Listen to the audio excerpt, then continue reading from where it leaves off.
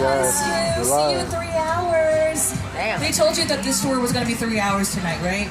Yeah. I'm just kidding. We're going to bring you back in just about 45 minutes. 4 hours. But hello, everybody. Once again, my name is Trang. I am going to be your tour guide today. Christopher is going to be driving us around tonight. And before we get too far, I do want to go over a few safety rules for you. So first, if you need guest assistance or you have a medical emergency, or if you drop something of value off the side of the tram, or have any sound or video issues, reach up and grab the red E-cord that runs along the center of the ceiling of the tram, and I'll be back to assist you as soon as it is safe to do so. Otherwise, during the entire tour, please stay seated and keep your arms and legs inside of the vehicle at all times. Remember to use the red cord above your head if you need any assistance.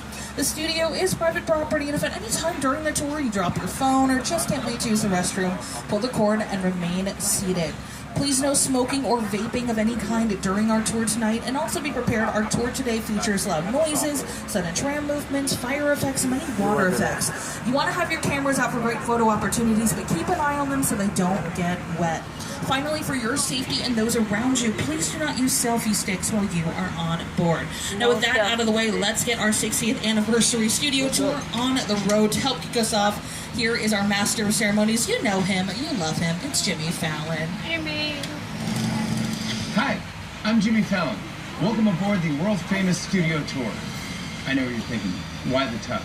Well, we're celebrating our 60th anniversary. That's right, 60 years of glitz, glamour, and our own great white shark. As we celebrate our diamond anniversary today, we'll pay tribute to Universal's past and take you behind the scenes to discover why this studio tour is world famous. So whether this is your first visit or your 60th, get ready for fun, excitement, and an experience like no other. Alrighty, y'all. Well, what is more fun and exciting than a little history lesson of the Universal lot? So on March 15th, 1915, we're going to head down after the tour. Inviting the public probably into the downstairs. studio to watch sign that movies being made. Guests could walk from set to set and marvel at the new technology involved in filmmaking.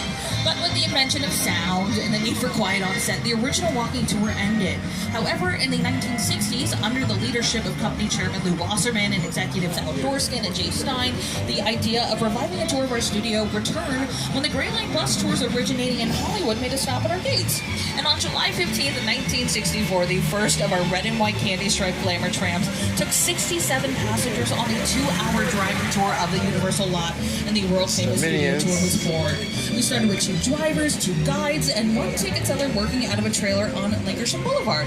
From there, the studio tour expanded with fantastic, one-of-a-kind Hollywood elements like the burning house and the rock slide, which were in this area of the lot back in the 1970s and 80s. Now, folks, you must have noticed that you are on board a very special tram today because you are on one of our 60th anniversary glamour trams. It's one of our super trams, but dressed up in a throwback style. This red and white candy striping was originally created by Harper Goff, who was a well-known Hollywood art director and set designer who worked on movies like Willy Wonka and the Chocolate Factory. We upgraded to our super trams, allowing us to carry more guests and experience more thrills. And in 2000, we added onboard video, turning the tram into a movie theater on wheels. And in the past 5 years, we've gone electric. Boogie, woogie, woogie. Now, if you drove up Lankershim today, and you might have seen our shuttle that brings people up that hill, those are actually the original glamour trams. We just repainted them and gave them a little bit of a makeover. But we do still have them. They are still in operation, just not for our studio tour. But we're currently heading on down to our front lot, so we are between our movie studio and our theme park. So over on the right-hand side is actually the back side of our lower lot. You're going to see the back side of Jurassic World. This is also where Super Nintendo World is. You guys already know. That's home to Mario and Luigi, the stars of our biggest film of 2023, the Super Mario Brothers movie. But this is also where studio tour guests once had a chance to explore facets of Hollywood not accessible to the public before 1964. They could visit the office of Oscar-winning costume designer Edith Head, or also the dressing room of Lucille Ball. They could also drive through the prop warehouse on the tram. And by the 1980s, this was home to the Preview Center. It was a popular stop on our tour that included a trip to our special effects stage, which had a video co-host in Robert Wagner.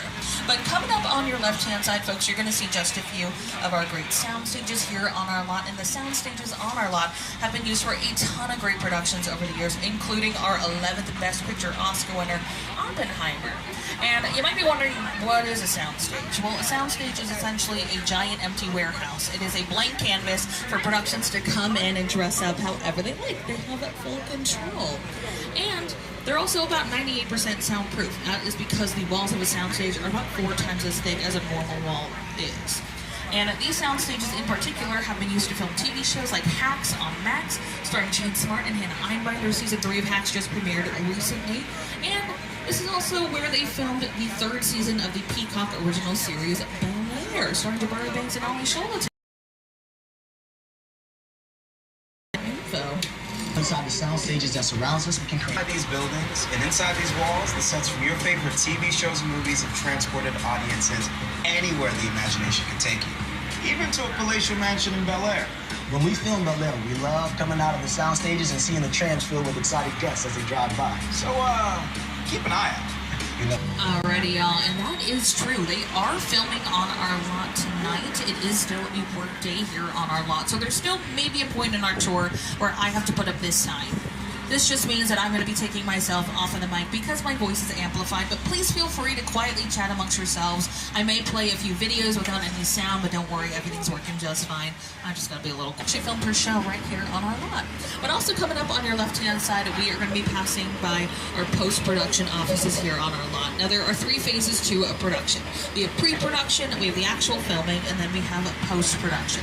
Post-production is when we'll take all of that great... Inside, we got a few more of those great sound stages where they filmed TV shows like Never Have I Ever, starring like Trey Ramakrishnan from creator Mindy Kaling. This is also where they are filming season 2 of the Peacock original series based on a true story. It stars Kaylee Cuoco and Chris Messina as they try and start a true crime podcast. If you haven't checked it out yet, highly recommend it. It is super, super fun. But also coming up on your right-hand side, you're going to see my very good friends, the Minions. Hey, guys. And we actually have the creator of the Minions, Chris Meledandri, to tell you a little bit about the production bungalows that you're going to see just up ahead on your left-hand side. In the early days of the studio, these bungalows were used as dressing rooms to the stars of Hollywood's golden age.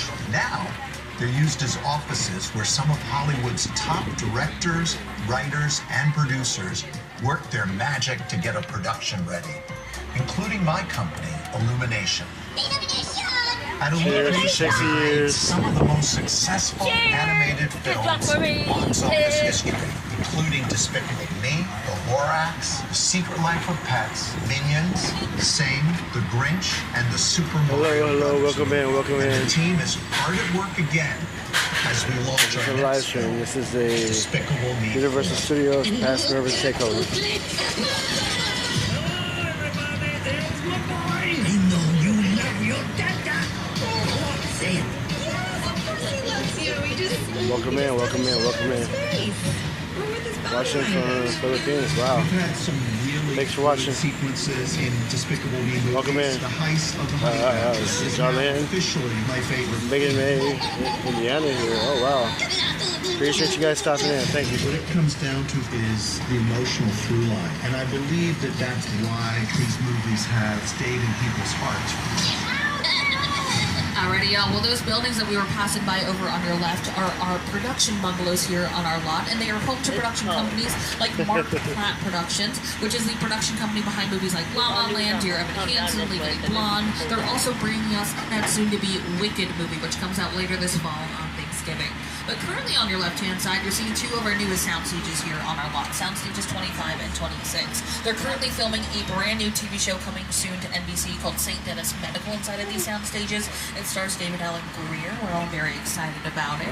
And these sound stages were first used back in 2016 for NBC's production of Hairspray Live. They started inside of these sound stages and then later transitioned over to our Metropolitan sets, which is what we're doing right now.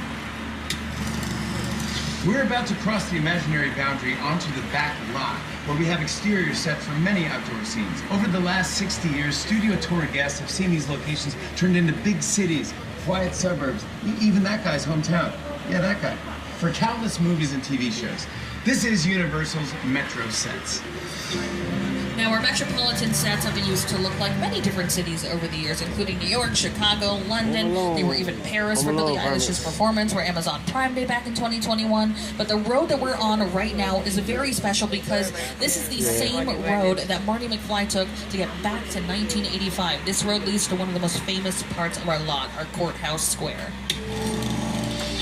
Welcome to the Courthouse Square. These sets were used to create Hill Valley in the Back to the Future films. And they represented multiple time periods, 1985, 1955, and the far, far distant future, 2015. To this day, this is one of the most popular sets on the Universal Studio Tour. We had a lot of fun making those films here on the lot. I wonder what it'd be like to go back to those days. If only we had a time machine. Hey, everybody, do you think we can get this tram up to 88 miles per hour? Yeah. See you in the future. Alrighty, y'all. Well, we are heading on into our Courthouse Square, which was used as a Hill Valley for the Back to the Future franchise. Back to the Future. And out on your left-hand side, you're going to see that iconic time machine. But behind our time machine is our equally as iconic City Hall, with that clock tower still right up on top. This is where they filmed all those famous scenes from Back to the Future and its sequels. But here's Leah Thompson once again to talk to you about some other productions that have filmed out here over the years. Great Scott, it's time to go back to the future. This famous line, along with "Isn't he a dreamboat?" were uttered right here at Courthouse Square, aka Hill Valley, from 1985's Back to the Future. Courthouse Square was also used in Bye Bye Birdie and To Kill a Mockingbird long before my son ever saved the clock tower. And glamour trams have been passing by this same set since 1964. Take a look at some recent productions featuring this iconic location.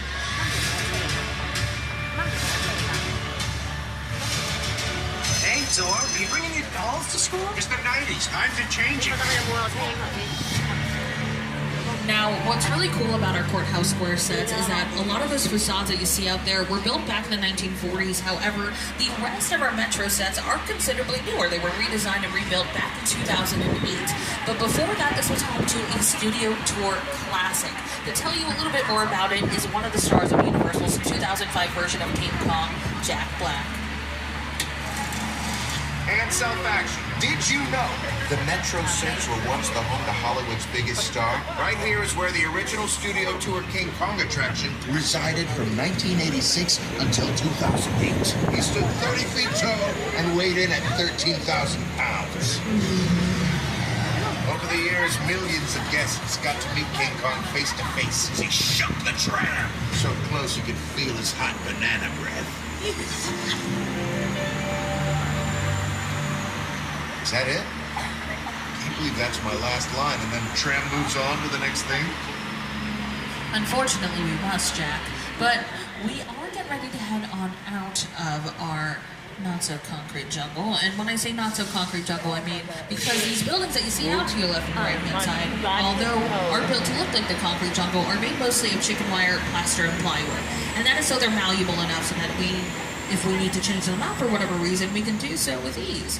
But like I was saying, we're leaving our not-so-concrete jungle behind and we're heading on over to Skull Island. But at the top of this hill, you're also going to get to see a piece of studio tour history. You're going to see our collapsing bridge and our runaway train. The collapsing bridge was a mechanical effect that the trams used to cross. The hydraulic support beams would split and the tram would seemingly collapse on the bridge. Now, the runaway train was originally located over on our western sets. It used to hurtle toward the tram and come to a screeching halt. But both of these are retired effects that were made for the studio tour 50 years ago. Now, as we get ready to pass on by our collapsing bridge and our runaway train, we are getting ready to also head on into Skull Island. So I do want to go over a few safety reminders really quickly. So folks, please remember to remain seated with your arms and legs inside of the tram at all times. Hold on tight to those belongings, hats, keys, sunglasses, big donuts, butter beers, regular beers, your cell phones especially. It gets very, very bumpy in here. And if you lose anything in here, I cannot get out of the tram, and we cannot guarantee that those items will return to you safely, so hold on tight. Now, last but not least, folks, please no flash photography. King Kong really hates the paparazzi. He had a bad run-in with the TMZ, and now he's afraid of bright lights. The Universal tram is winding its way through a very rough, narrow trail in Skull Island, allowing the visitors a little sneak peek at some of the wildlife in Skull Island. Alrighty, y'all, now's a great time to put on those handy 3D glasses.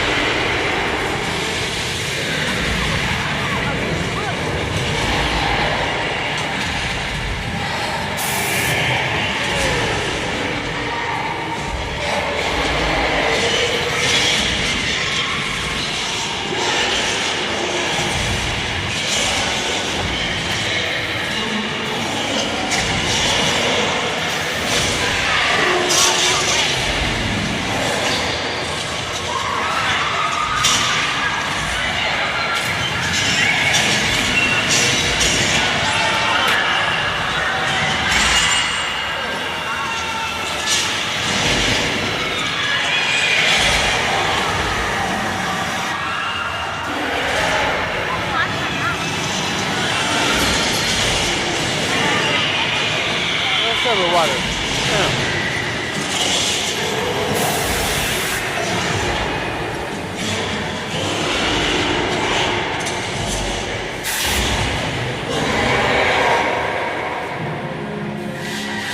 Drink. You got drink. Alright, y'all. That was King Kong 363D. You just survived the island.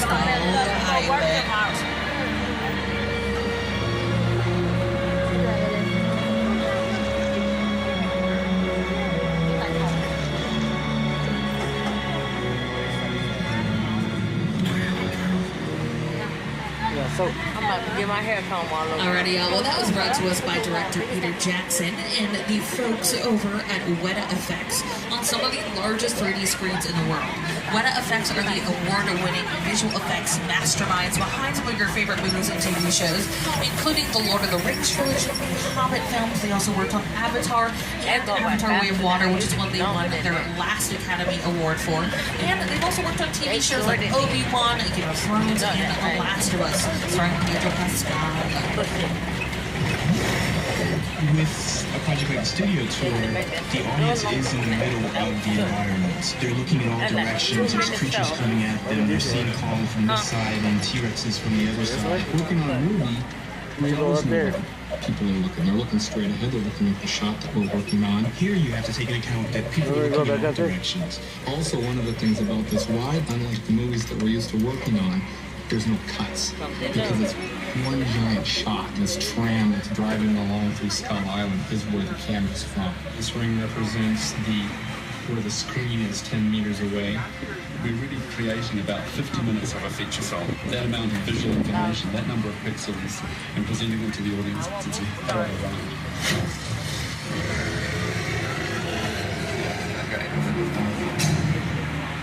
Alrighty, folks. Well, on our way over to our next destination, we are passing through our Metro sets once again. And our Metro sets have been used for a ton of different things over the years, including quite a few superhero movies, like Captain America, The First Avenger, Spider-Man 2, starring Tobey Maguire, as well as The Amazing Spider-Man, starring Andrew Garfield. But many superheroes have also showed off their superhero moves in the reality competition show American Ninja Warrior, which films right on our New York street. And from superheroes to superstars, we've had quite a few musicians film music videos out there, including artists like Jungkook, Jisoo from Blackpink, Michael Bublé, Lady Gaga. I mean, the list goes on and on. But coming up on your right-hand side, you are going to get an up-close and personal look at our gorgeous monster mural, which was done by a local artist named Tristan Eaton. Tristan Eaton got his start as a graffiti artist here in Los Angeles, and he did the mural that you see out on your right-hand side entirely with spray paint, and he did it freehand. Now, this monster mural features just a few of our classic Universal monsters. We have the Wolfman, the Gillman, Frankenstein, and his bride, of course, and Dracula. But coming up on your left-hand side, y'all, you are going to see just a few more of our great sound stages, and you're also going to see a very familiar red logo with a V on it. That is where they film The Voice. Now, The Voice is coming back for a brand new season with 2 brand new coaches. We have Michael Bublé joining the crew this year alongside Snoop Dogg. But also coming up on your left-hand side, we're going to see this very beautiful body of water. That is what we call our Hollywood Ocean. And here in 1973, we actually added an attraction to our studio tour called The Parting of the Red Sea. It was inspired by the classic film The Ten Commandments. And the star of the movie, Charlton Heston, came and parted the waters for our guests. The glamour trams would drive right through and give everybody on board a sea-level view. This tram is overloaded. Tell them they can walk on water. It's part of the tour. Now, our Hollywood Ocean has also been used for a ton of other things over the years, including one of our monster movies, The Creature from the Black Lagoon, which celebrates its 70th anniversary this year. It's part of our very long-lasting legacy of monster movies, starting all the way back with Dracula back in 1931 to now, with us opening Dark Universe at Universal Epic Universe next year in Orlando. But speaking of those Universal monsters, we are getting ready to head on over to our Little Europe sets, and our Little Europe sets are very special special because they are the birthplace of the Universal Monster movie. All those great Universal monsters walked these very streets. Now, these sets are called Little Europe for a very obvious reason. That reason being, we're able to dress them up to look like any country in Europe that we would like, whether that be France, Italy, Germany, but they've also been used as quite a few fictional countries over the years, including the country of Genovia for Princess Diaries 2, The Royal Engagement. These are the streets where young Abigail Breslin tells Princess Mia Thermopolis that she's too little, too piccola, but you may also recognize them as the streets of the afterlife from NBC's The Good Place. You, Eleanor Shellstrop, are dead. Cool. This location, the afterlife, come on. I've never ever seen this. You're in the good place. I'm not supposed to be here. I can't risk going to the bad place. Maybe it's not all that bad. How can I help you? What is the bad place like? Well, it doesn't sound awesome. Alrighty, y'all. Well, going back very briefly to Princess Diaries 2, the movie was produced by the legendary Whitney Houston. Whitney Houston really believed in empowering women's stories, and one of the ways that she did that was by producing female-led films, like Princess Diaries and other movies like The Cheetah Girls. But Whitney Houston also used these sets back in 1997 for Rodgers and Hammerstein's Cinderella, starring herself in Brandy. If you remember at the beginning of the film, when they are singing about how the prince is giving a ball, that was filmed all out here on our Little Europe sets. Now, these sets have also been used for quite a few other movies over the years. A sliver of our Little Europe sets was used as the town of Gabaldon from the School of Good and Evil, which was directed by former tour guide Paul Feig. And they were also used for the Pirates of the Caribbean movies. They used these sets as both Tortuga and Port Royal. Now, they've also been used for quite a few TV shows over the years, in addition to The Good Place, of course. They've been used for Gilmore Girls when they go to Paris in Gilmore Girls. They don't actually go to France. They come out here to our lot. And they've also been used for Buffy the Vampire Slayer. They filmed a lot of flashback scenes, in particular of the character Angel. Now, Angel was a vampire, but he was not the first vampire to film out here. That, of course, was Dracula. And Dracula was played by a man named Bela Lugosi, who played just one of many movie monsters we've had out on our Little Europe sets, including Frankenstein, the Wolfman, the Invisible Man, the Mummy, the Hunchback of Notre Dame, the Phantom of the Opera. I mean, the list goes on, y'all. But take a look at what our Little Europe sets look like back in the days of those original Universal Monster movies. Alrighty. It looks like we actually have a very special surprise for you. It is past member appreciation night, so we are going to get a look at our very special Soundstage 50, which is currently being set up for a brand new rom-com coming out next fall. I believe that this movie is going to be starring Dev Patel, but don't quote me on that. I don't think I'm supposed to tell you, but we're going to be heading on in. So while we're heading on in, feel free to take any pictures that we would like, but hold on tight to those cell phones and belongings. We don't want anything to get lost on set. And also make sure that you are remaining seated while we are in here. But if you take a look on out, you're going to see that they've transformed the inside of the soundstage to look like a subway station in San Francisco. We also have all that great equipment set up. Okay, it's just a little California tremor, happens all the time.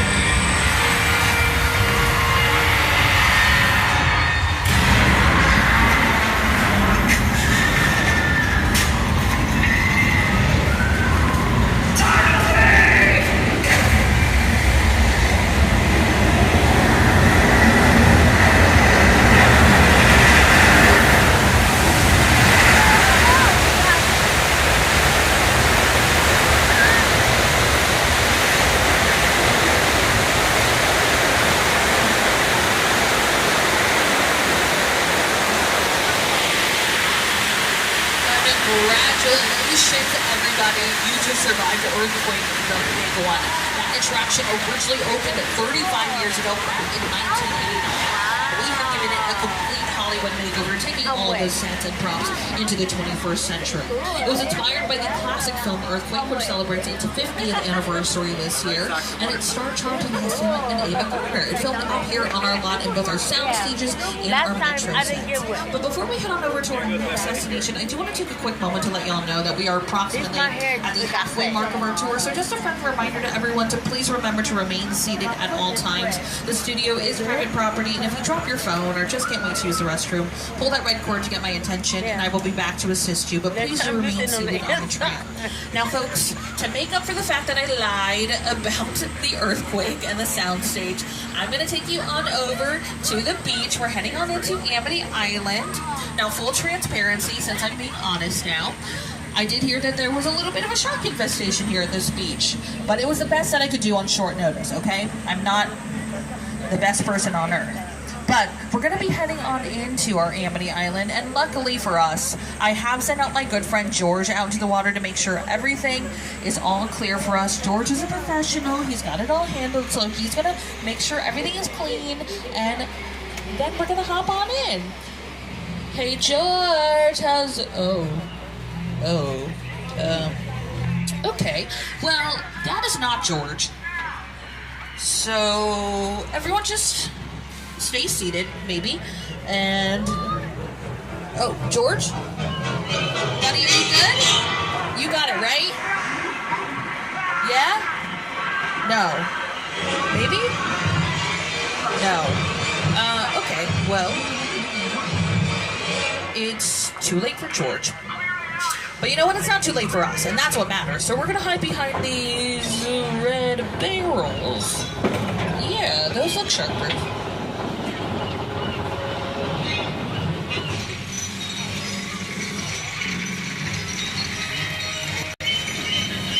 Okay, this is called Rick a Red Day.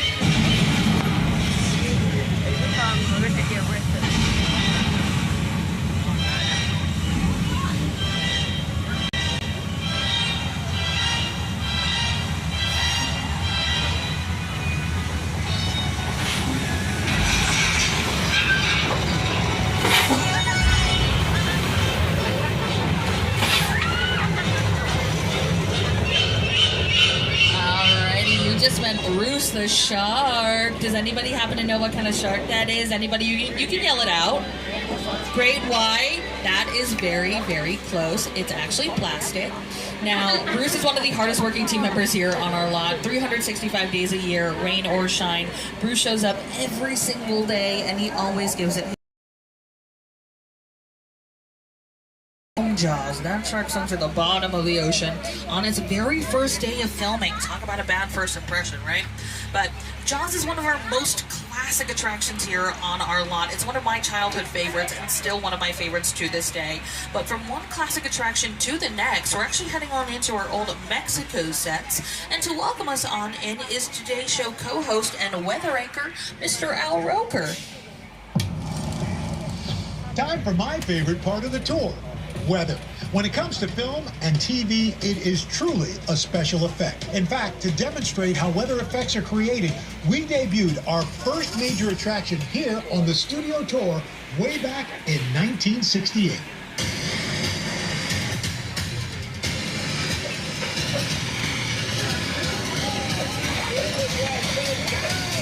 Welcome to the only part of the back lot with a 100% chance of rain. The flash flood. Alrighty, thank you so much, Al. Well, we are about to put on a little rainstorm for y'all. We're adding in those thunder and lightning effects right now. And all we need now is that rain, right? And... action. Now we're adding in all these elements so that you have the full rainstorm experience. However, thunder is something we would typically add in post-production, and that is because when we're filming a scene, we don't want anything that would drown out the voices of our actors. But I think that's enough rain for now. So on the count of 3, we're all gonna yell cut, okay? 1, 2, 3, cut. Let's try one more time, a little bit louder, folks. 1, 2, 3. Oh no. Oh no. No. That's not what I meant. Car swinging 4. Good luck.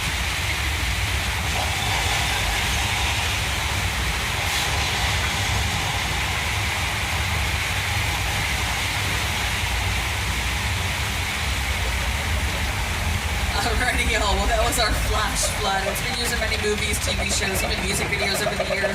Lady Gaga used that set from a music video with Judas, but it was also used in the movie Big Fat Liar. Remember I mentioned that earlier? And you know what? Sometimes the road to the Oscars is through a flash flood. You can ask Paul Giamatti.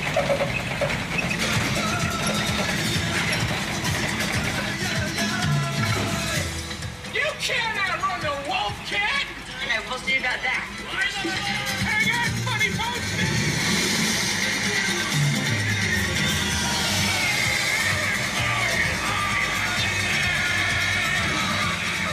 And if you haven't seen Big Fat Liar, it is now streaming on Netflix. Highly recommend. It's still very funny. But we are currently leaving our old Mexico sets behind and heading on in to our 6-point sets. Now, these are called our 6-point sets because back in the early days of our studio, we were able to film on 6 streets all at the same time. Now, that was because it was the silent film era.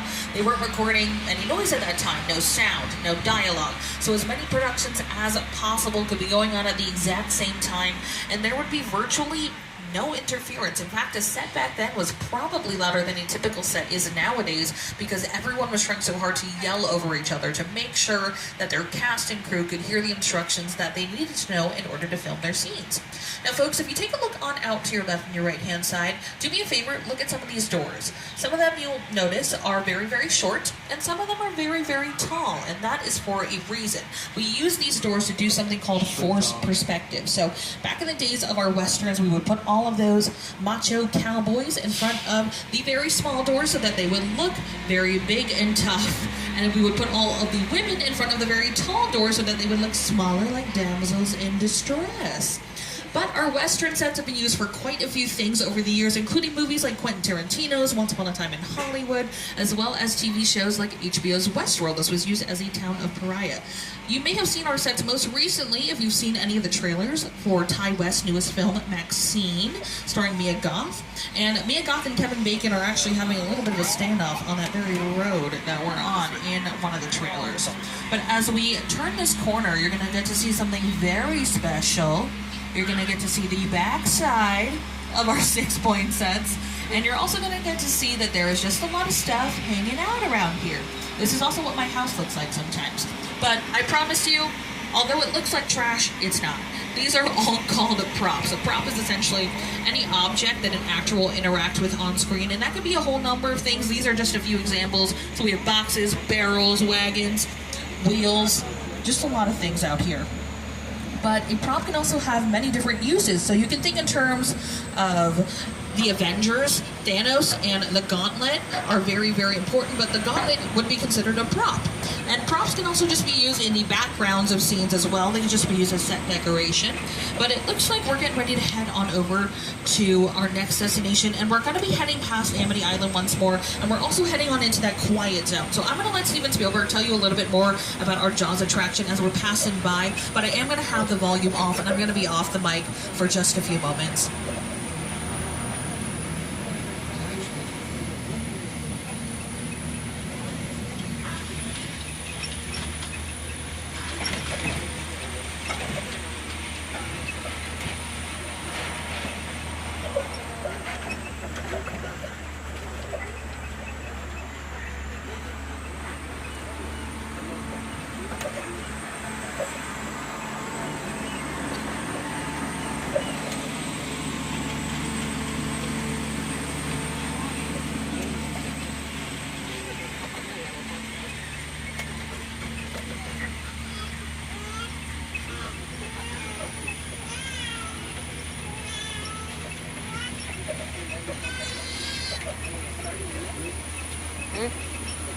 Yeah.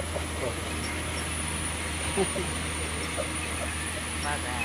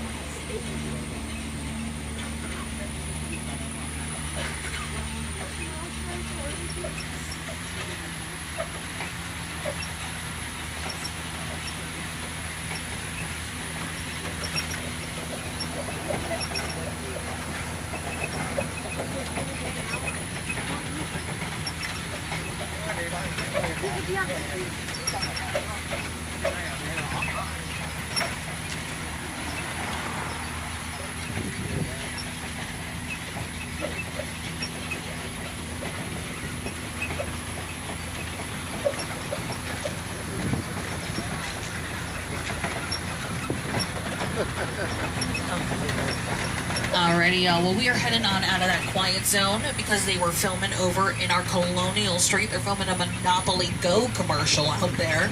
But we are currently making our way up Steven Spielberg Drive right now. We've had a very long-standing relationship with Steven Spielberg over the years. He actually got his start right here on the Universal lot, but he has a very funny story about it. So back when he was in high school, Steven Spielberg actually used to sneak onto our lot. He would get on those Gray Line bus tours, and then he would sneak off the bus and stay here the whole day. But I think it's such a beautiful full circle story to have snuck on here as a child and now have your movies memorialized here on our lot in both attractions and in sets. So we're actually heading on in to the sets of Steven Spielberg's film War of the Worlds right now. When you look on out, you're going to see that is indeed a real airplane. It was a retired 747 that was purchased just for the film for $60,000, but it cost $200,000 for them to deconstruct it into small enough pieces in order to transport it here to our lot. And that was because it was too large. It wasn't going to fit on the highway under the overpass, so they had to make sure it was broken down into these smaller pieces in order to be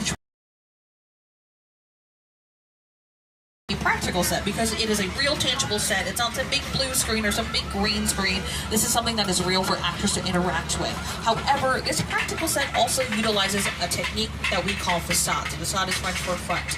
And in movie making, we do this thing where we only build what the camera needs to see. So since we don't need to see the insides of every building on screen, we don't actually build them. So those houses that you see out to your left are not real houses. They are just the fronts of houses. Similarly, the house on your right-hand side, the home of Norman Bates, is also not technically a real house. Inside, there's nothing but beams holding that building up. But coming up on your right-hand side as well, you are going to see our official scale replica of LA's most iconic landmark, the Hollywood sign. While we are celebrating our 60th anniversary, the Hollywood sign is commemorating its centennial this year.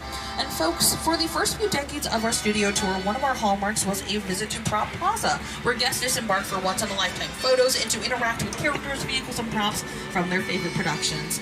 Well, guess what? Just for our 60th anniversary, we have brought that opportunity back.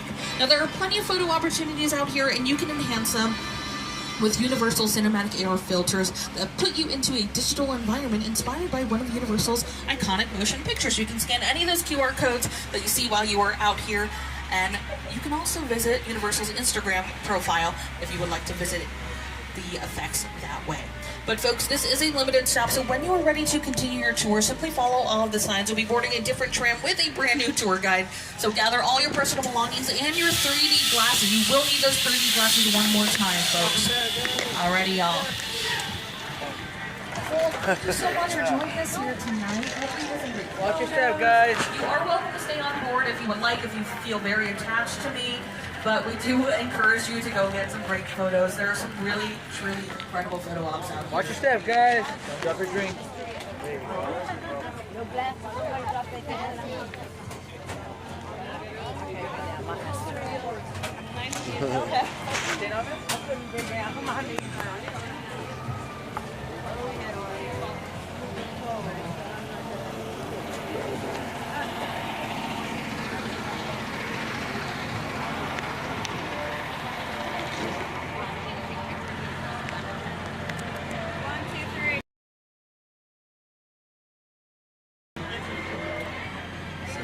props.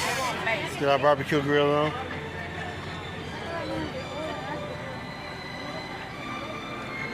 Let's go shopping basket, baby. Let's go shopping. Huh? Let's go grocery shopping. That big old shopping cart.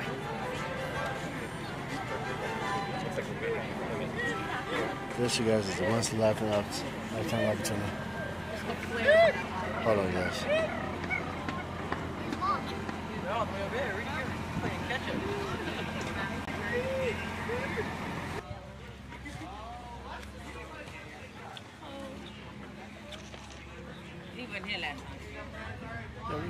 We didn't stop doing this. We did the Hollywood sign, base car. Norman. I forgot to mail my letter off. Baked snap. My brightness up.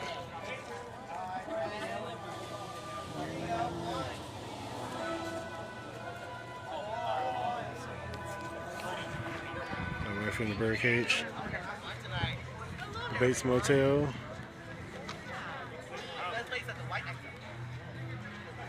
I'm about to screenshot it from the live stream. I know. Yeah, we did the car already. I just want to hang on it. Just got hang it on it. Norman's not home right now. Hey, Norman, we need to see you again. I want to see him again. About thirsty?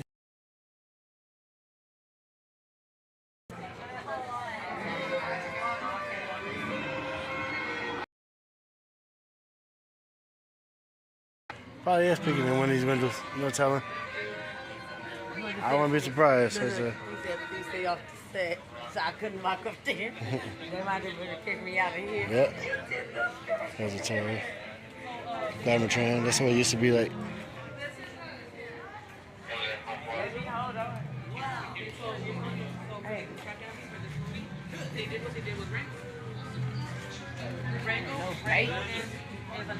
No baits tonight. I could have stayed on the train. You go grab one? We're gonna try. Yeah. Oh, there it is. They got the Whoville cars. This is new. This one here before. The Grinch cars? Yeah. Which one is this one from? Which car is this? This is new, you guys. Whoville family sedan. This one is the Whoville taxi cab. Fast and the Furious cars, Dom. We did that one? Jaws. That's okay.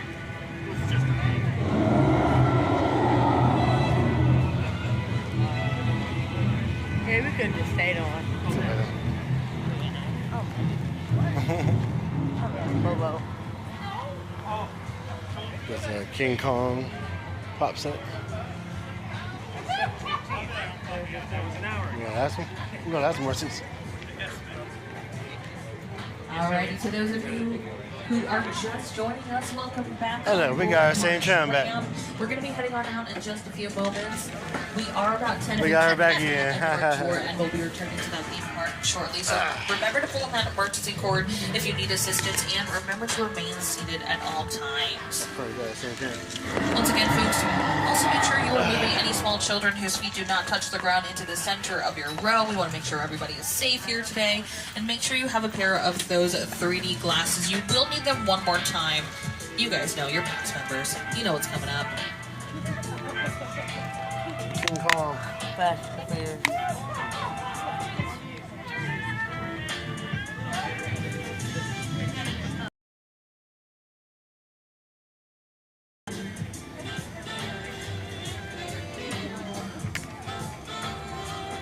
I want to see face.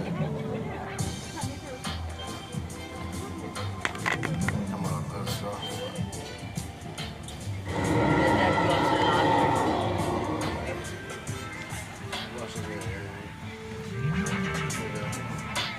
They don't got nothing in the lunch room. You don't have to go to lunch room. You know that,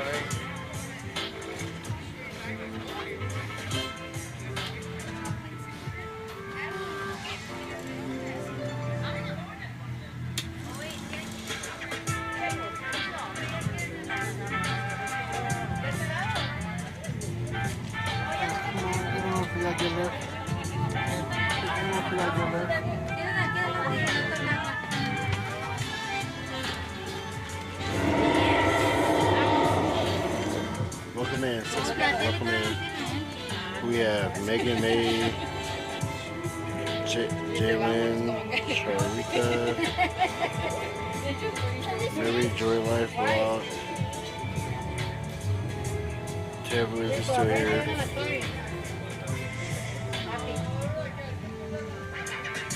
Alrighty, y'all. Looks like they are closing those gates down, so we should be heading around out in just a few moments. Once again, please make sure you are moving any small children whose feet have not touched the ground into the center of your row, and make sure you have a pair of those 3D glasses. But I think we're all good, yeah? Awesome. You guys are professionals. Well, looks like we just got the go-ahead, so we're going to be heading on now. So turn to your left-hand side and wave goodbye to all those nice people. Wave goodbye to my very lovely coworkers. Bye, guys. We'll miss you. Alrighty, well obviously we are very, very excited about our 60th anniversary of our studio tour, but someone else is also very excited about it. You might recognize him from Key and Peele, or as the director of movies like Nope, Get Out, and Us. It's Mr. Jordan Peele. I remember going to Universal Studios when I was 12 years old, feeling this feeling of wonder. You know, one of my first trips to Universal Studios, seeing the Jaws ride, one of my favorite movies of all time, just feeling like, that's him. That's the Jaws. Like, I don't even know if that is the Jaws. I hope it is.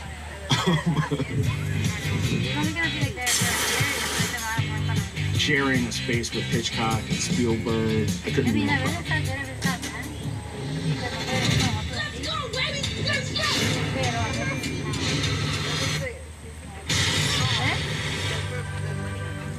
Alrighty, folks, and we are now getting ready to head on over to the sets of Jupiter's Claim from Jordan Peele's film Nope.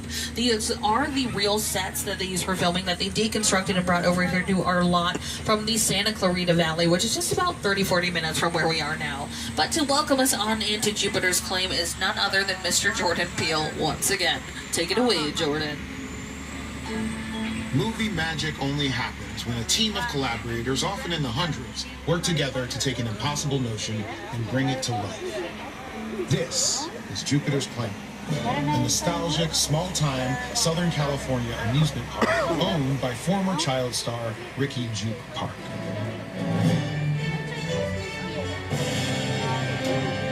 Over there, look into the winking well and have your picture taken just like the kids in that old 90s movie Kid Sheriff. That's what this whole place is loosely based on. Remember that one? No? Well, I do. A little further down, you can see the brand new Star Lasso experience. Built to showcase an unbelievable new live show. It's not looking so live anymore. Anyway, behind this Hollywood fantasy of a real frontier town lies a sinister secret. It is smack dab in the center of the UFO hotspot.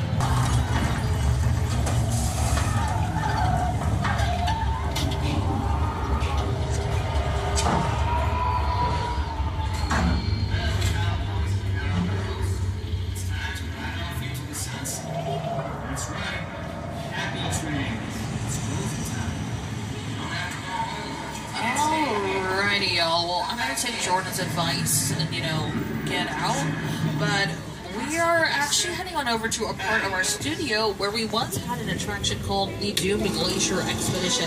It was better known as the Ice Tunnel. The Ice Tunnel was featured in an episode of The $6 Million Man starring Lee Majors and Andre the Giant as Bigfoot. The tram would climb to an imaginary elevation of 12,000 feet. The only way back to our theme park was through the ice tunnel, where the slightest sound could trigger an avalanche, and it always did, causing the walls to spin and guests to tilt along with the Hollywood special effect. Well, folks, from tilting to drifting, we are now getting ready to head on into Sullivan's Truck Repair, where I think things are about to get a little fast, and dare I say it, a little furious. So folks, while we are in here, please remember to remain seated with your arms and legs inside of the tram at all times, and hold on tight to those belongings. This does not feel like a place you want to get things lost in. Alrighty, y'all, we are just going to settle on in here while we wait for the next appointment time. Oh, that's weird. Folks, it looks like I have a call-in coming on the train.